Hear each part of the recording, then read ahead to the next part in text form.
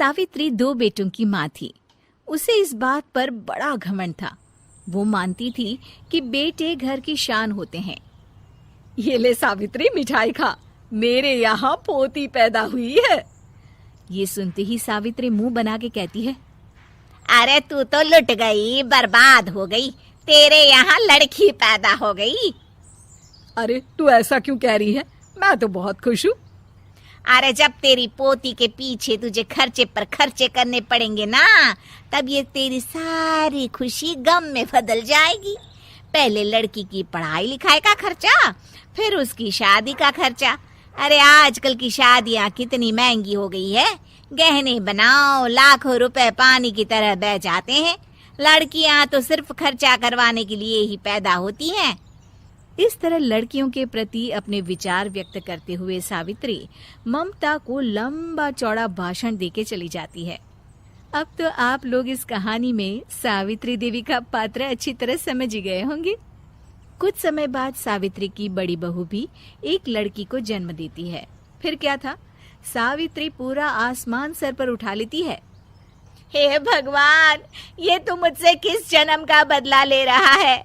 अरे मैं तो मंदिर में रोज आकर तुझसे कहती तो थी कि मुझे एक पोता चाहिए, और तूने मुझे पोती दे दी। इतनी मिठाइयाँ और प्रसाद चढ़ाने का क्या फायदा हुआ? तभी सावित्री की बहू निशा कहती है, क्या माँ जी, आप भी इतनी सी बात पर नाराज हो गई हैं?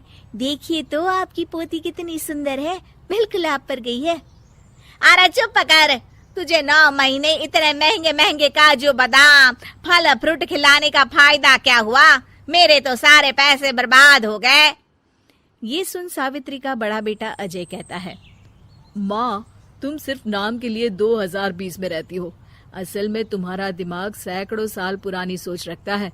आज के जमाने में लड़का और लड़की में कौन फर्क करता है। मैं तो बहुत खुश हूँ कि भगवान ने मुझे लक्ष्मी के रूप में बेटी दी है। लेकिन सावित्री पर अजय की बातों का कोई असर नहीं होता। नालायक, अपनी पत्नी की जबान बोल रहा है। मेरा बड़ा बेटा तो हाथ से गया। लेकिन सावित्री देवी हार मानने वाली नहीं थी। वो पोते की चाह में अपने छोटे बेटे विजय की शादी करवा देती है। कुछ समय बाद आखिरकार वो दिन आ ही जाता है जब सावित्री की छोटी बहू गर्भवती हो जाती है। सावित्री इतनी खुश हो जाती है कि वो बच्चे के जन्म से पहले ही सारे मोहल्ले में ढिंढोरा पीटने लगती है। ये क्या सावित्री, तू तो पोते के जन्म से पहले ही मिठाई बांट रही है। पहले पोता पैदा तो होने दे, और फिर क्या पता अगर पोते की जगह पोती पैदा हो गई तो। ये सुन सावित्री चिढ़ जाती है।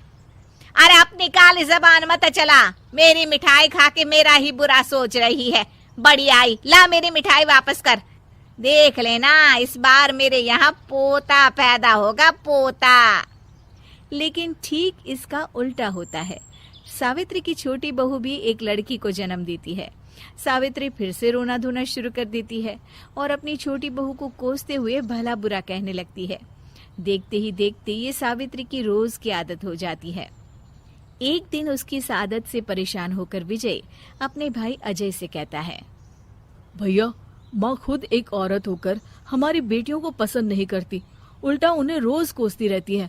मुझे माँ की यह आदत बिल्कुल पसंद नहीं आती। अरे तू ठीक कहता है, मैं भी अब माँ से तंग आ गया हूँ।